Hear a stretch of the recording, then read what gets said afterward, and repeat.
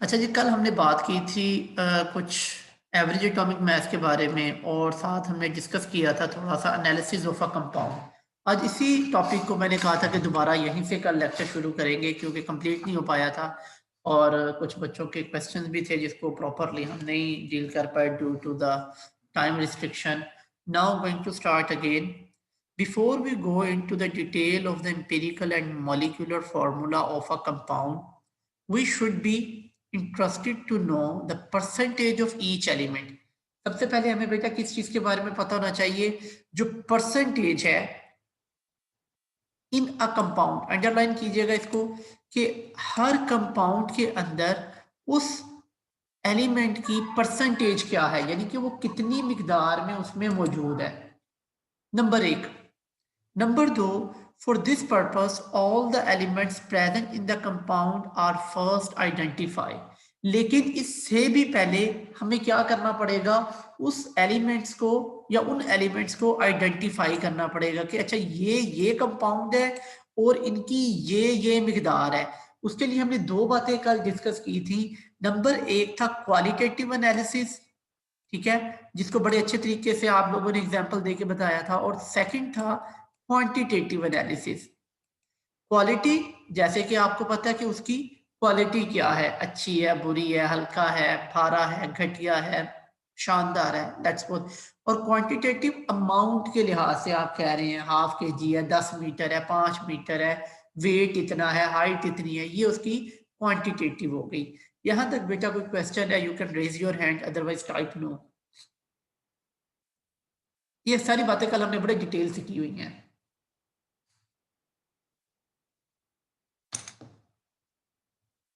Okay, iPhone, please change your name, my dear, and also type yes or no if you have question.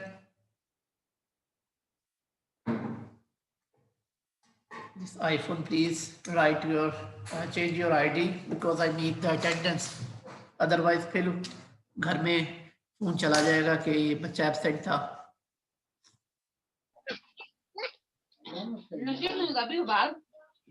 Welcome ज़बीउल्लाह।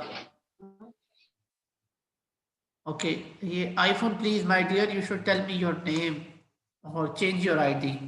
Otherwise, I am unable to make you present. You should be absent. Zuhaib Ali, okay. अच्छा जी, यहाँ तक हमने बात की कि qualitative और quantitative तक। Next चलते हैं जी। In which the mass of each element in a sample of the compound is determined. अब पहले हमने एलिमेंट को आइडेंटिफाई करना है कंपाउंड में, फिर उसका मास फाइंड आउट करना है। For this we determine the percentage by mass of each element. इसके लिए हमें क्या चाहिए? उसका परसेंटेज चाहिए, वो कितने परसेंट उस कंपाउंड में मौजूद है।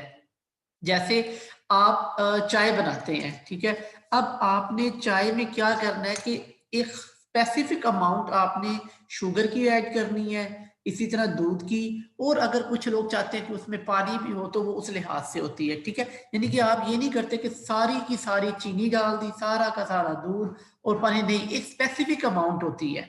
When you going to cook something, उसमें भी आप एक खास मात्रा रखते हैं, यानी कि मिकदार, क्वांटिटी को रखते हैं और उसकी अमाउंट देखते हैं।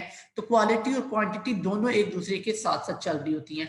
अगर आप कोई अच्छी पत्ती या टी इस्तेमाल कर रहे हैं जिसने उसको कलर वगैरह देना है, तो आप उसी तरह से उसकी मिकदार कम या ज्यादा करेंगे। अगर कोई हल्की है या शुगर की मिठास कम या ज्यादा है तो आप उसमें वेरिएशन करते हैं।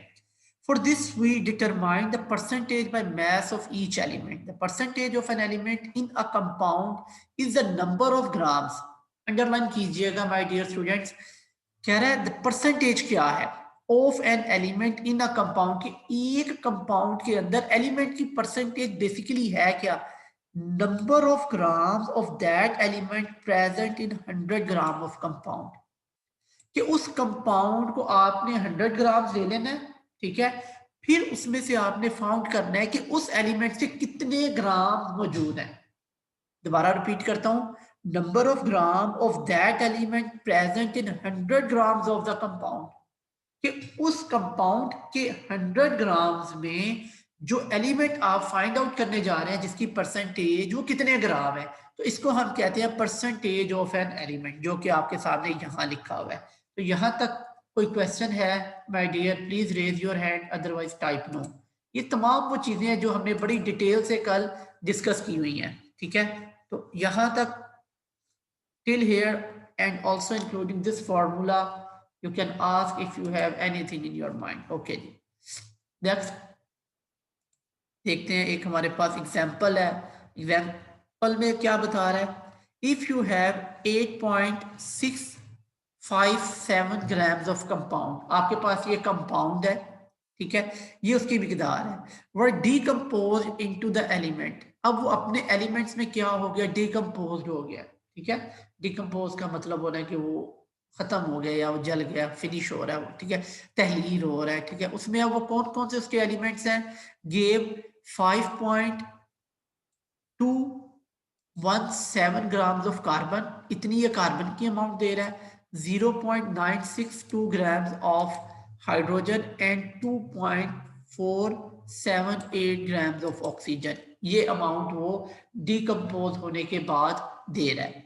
Calculate the percentage composition of the compound under study, अब आपने इस कंपाउंड को स्टडी करना है और उसमें फाइंड आउट करनी है कि जो एलिमेंट्स हैं उनकी परसेंटेज क्या है, परसेंटेज कंपोजिशन, कि वो किस तरह से मिले थे, इनकी क्या कंपोजिशन की परसेंटेज थी जिन्होंने इस कंपाउंड को बनाया था। तो सबसे पहले अप्लाई करेंगे जी यही वाला फार्मूला, ठीक है। Percentage of carbon find out करनी है, मास ऑफ कार्बन आपको पता है कितना है, ये आपके पास मास ऑफ कार्बन जो उस कंपाउंड में है, ठीक है, जो एलिमेंट का उस कंपाउंड में है, that is equal to 5.217 divided by total mass जो आपके पास है, मास ऑफ द कंपाउंड ये वाला, ये आपके पास कितना है 8.657 मल्टीप्लाई विद 100, क्योंकि परसेंटेज है ना तो 100 ऑटोमेटिकली आपके पास आ जाएगी। तो इसको करने की आपके पास ये आ जाएगा आंसर। इसी तरह आप हाइड्रोजन का लेंगे, इसी तरह आप ऑक्सीजन का लेंगे, तो ये आपके पास एक percentage of each element that present in this compound. यहां तक कोई क्वेश्चन है, you can raise your hand, otherwise type no. Yes Syed Hasan. Sir अभी कार्बन, हाइड्रोजन और ऑक्सीजन का अलग अलग परसेंटेज फाइंड किया है ना, जी तो बिल्कुल। अगर हम मेस ऑफ कंपाउंड सारों में सेम है और mess of carbon, mess of hydrogen, mess of oxygen को प्लस करके 3 टाइम 100 के साथ मल्टीप्लाई करें तो आंसर सेम आ सकते हैं। वो उसमें तो मल्टीप्लाई करने की जरूरत ही नहीं है ना, वो तो आपके पास जब आप इन सबको सम करेंगे वो एवरेज में चला जाएगा। आप अगर आप उसको अच्छा करेंगे तो फिर एवरेज आ जाएगी। हमने एवरेज नहीं निकाल रहे बेटा यहाँ पे, हम यहाँ पे इनकी परसेंट, अब आप इनको प्लस कर लें आपके पास फिर यही आ जाएगा, ठीक है। अभी आप ओके इसको सर। बेशक कैलकुलेटर पकड़ लें, ठीक है, आप जी इनको सर। प्लस कर लें। फॉर एग्जाम्पल जैसे आपके पास अब क्या आया, सबसे पहले है 60.28 प्लस करें इसमें आप 11.11, उसमें आपने क्या प्लस करना है 28.62, तो ये आपके पास पूरा 100% आ गया, ठीक है। यानी कि ये जो आपके पास कंपाउंड था, अगर आपके पास इस कंपाउंड को, क्योंकि आप इसकी 100 के साथ निकाल रहे हैं ना, तो ये जब सारे प्लस होंगे तो ये आपके पास क्या आंसर देंगे, 100% इसी की दे देंगे।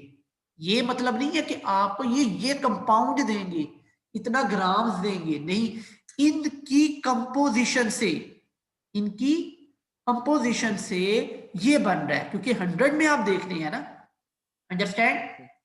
Okay sir. ओके जी, नेक्स्ट चलते हैं जी।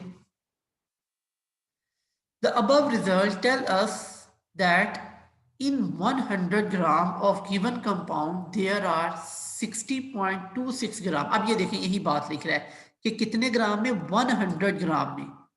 अब 100 ग्राम में सबसे ज्यादा क्या चीज पाई जा रही है आपके पास, 60.26 ग्राम आपके पास कार्बन है, 11.11 ग्राम हाइड्रोजन है और 28.62 ग्राम आपके पास ऑक्सीजन है। तो इन सब का कॉम्बिनेशन 100 आ जाता है। The percentage composition of the compound can also be determined theoretically, इसको हम थ्योरेटिकली भी कर सकते हैं। उसका मेथड क्या है, if we know the formula mass of compound, अगर हमें फॉर्मूला मास पता हो, उसके लिए अब इंशाल्लाह फार्मूला पे आएंगे। The following equation can be used to for this purpose. तो उसके लिए percentage of element, mass of the element in 1 mole of compound.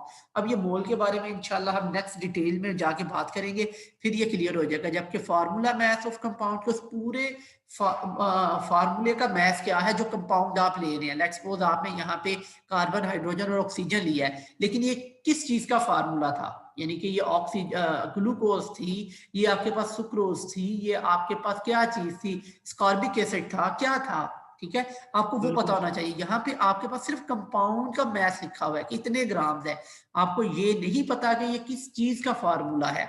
ये पॉइंट समझ में आया?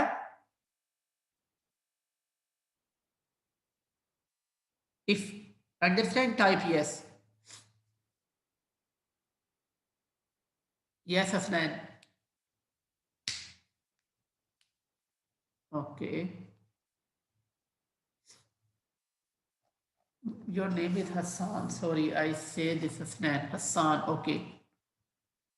अच्छा दोबारा मैं बताता हूँ, यहाँ पे वो कह रहा है कि ये एक और तरीके से भी आपको पता चल सकता है, अगर आपको पता हो कि आपके पास कंपाउंड कौन सा है। यानी कि कंपाउंड अगर आपको पता है, लेट्स सपोज आप कार्बन, ऑक्सीजन और हाइड्रोजन, बहुत सारे कंपाउंड्स का ये फार्मूला हो सकता है, ठीक है, बहुत सारे कंपाउंड में ये तीनों जो एलिमेंट्स हैं वो हो सकते हैं। Understand first point. Second is that कि अगर आपको पता है ये फॉर्मूला है इसका, तो आप उसको उस फॉर्मूले के साथ क्या कर देंगे, डिवाइड कर देंगे, फॉर्मूले मैथ्स के साथ, तो फिर भी आपके पास उनकी जो है वो परसेंटेज आ जाएगी। इंशाल्लाह नेक्स्ट इसकी एग्जांपल्स हैं, आगे हम उसको डिस्कस करेंगे। Okay okay sir. तो चलते हैं जी। इट इज द सिंपलेस्ट, अच्छा जी, इंपेरिकल फार्मूला, गौर से देखिएगा जी, आज का जो नेक्स्ट टॉपिक है उसके ऊपर बात करेंगे। It is the simplest formula that give the small whole numbers ratio between the atoms of different elements present in a compound. सबसे पहले पॉइंट अंडरस्टैंड करें कि ये आपको बता क्या रहा है, गौर से सुनिएगा दोबारा और इसको अंडरलाइन भी कर लीजिएगा। It is the simplest formula that give you small whole numbers ratio between the atoms of different elements present in a compound। कि आपके पास एक कंपाउंड है, जो भी है उसके अंदर मौजूद जो एलिमेंट्स हैं उनका एक सिंपलेस्ट रेशियो आपको बताएगा कि इसमें ये वाला एलिमेंट है, ये वाला एलिमेंट है, ये वाला एटम है, और उसकी आपस में जो रेशियो है वो ये है, इस तरह से ये मिलके बने हुए हैं।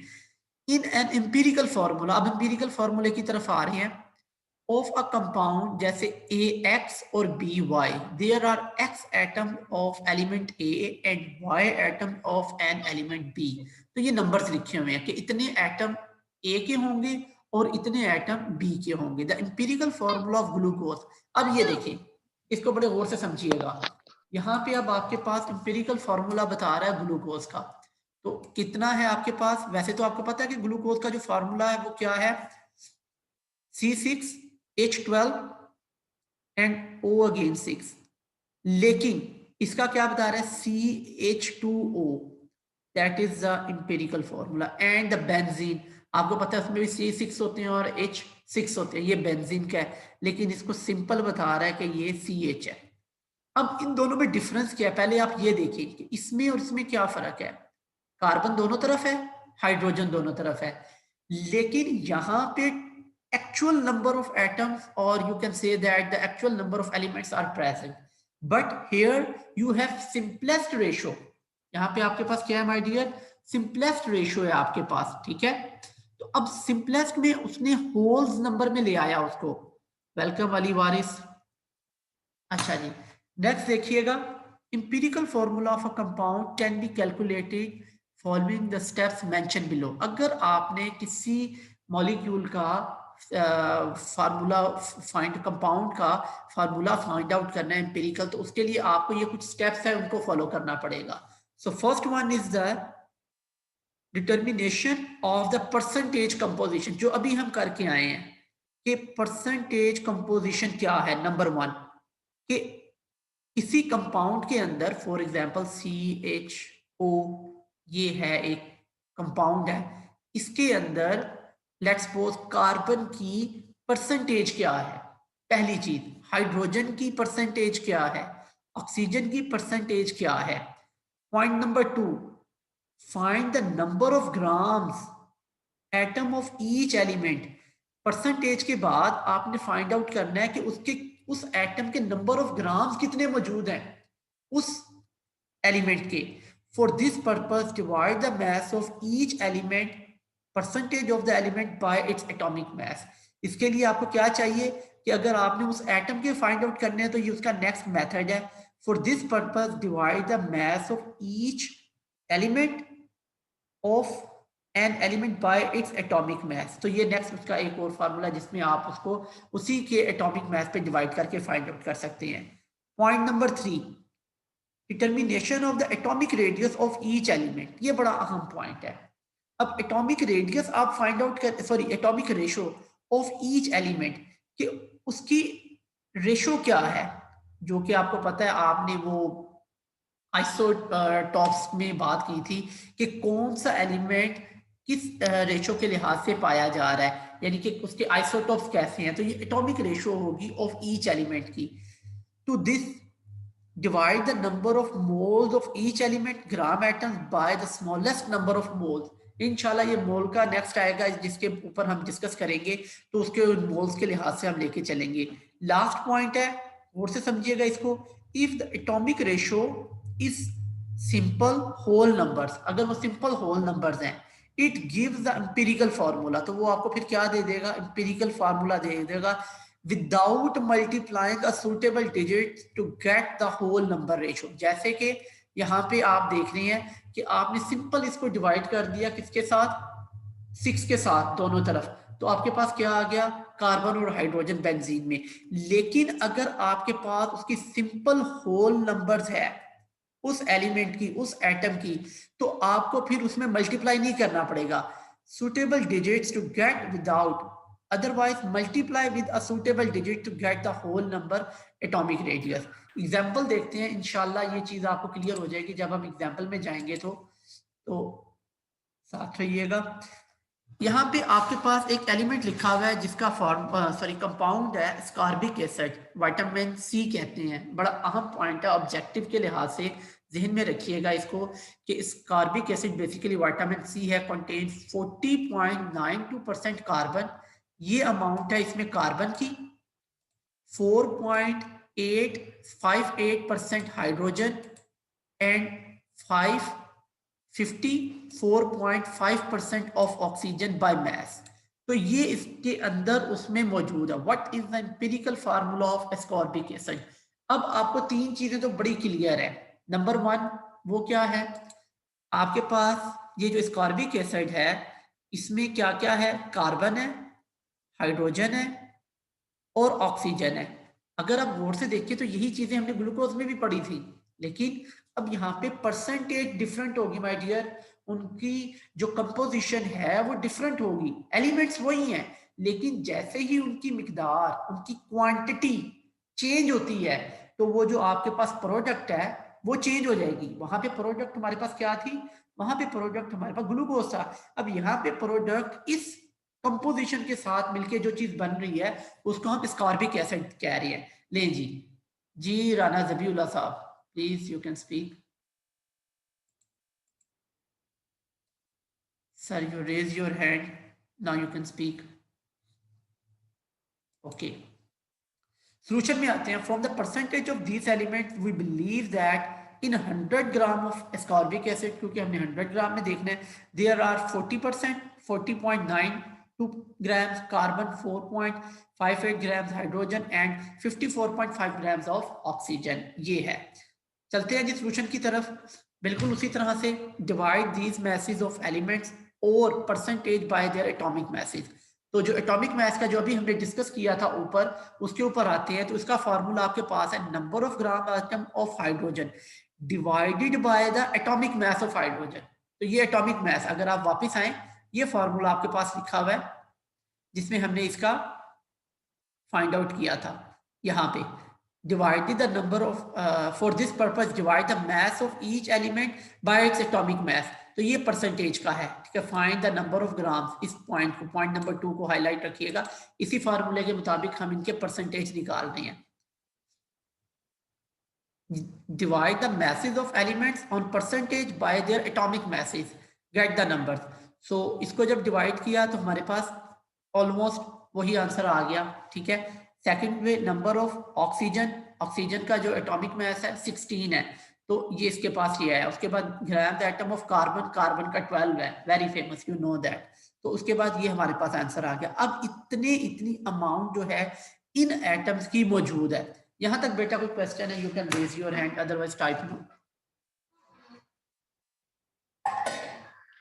सर ये ग्राम में जो दिया है वो क्या है सर? 4.58, 5.45, 40.92। कहाँ पे?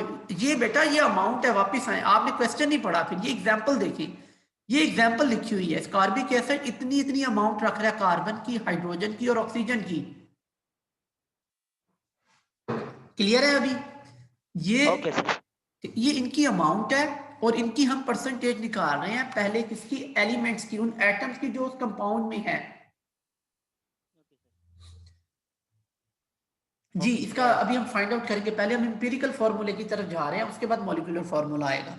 अच्छा जी, अब एटॉमिक रेशो देखेंगे कि इसके अंदर एटॉमिक रेशो क्या है। अब आपको पता है कि ये अमाउंट निकली हाइड्रोजन की, ये निकली ऑक्सीजन की और ये निकली आपके पास कार्बन की। So carbon ratio hydrogen ratio oxygen. तो कार्बन की रेशो क्या है आपके पास? 3.14, ये ऊपर लिख दे। और आपके पास कितनी है? 3.406। सेकंड आपके पास क्या है? 4.54। ये आपके पास आई थी हाइड्रोजन की, ये देखिए, डिवाइड कर दें इसको इसके साथ। लास्ट आपके पास which is the smallest number, और इस तरह से आपके पास जो रेशियो आएगी, सिंपलेस्ट रेशियो स्कॉर्बिक एसिड की, वो आ रही है 1:1.33। जब इनको आप कैलकुलेटर पे सॉल्व करेंगे तो ये आपके पास इनकी सिंपलेस्ट रेशियो आ जाएगी to convert into the whole numbers. अब अगर आप इनको होल नंबर में कन्वर्ट करते हैं तो आप इसको किससे मल्टीप्लाई कर रहे हैं? सबको 3 के साथ।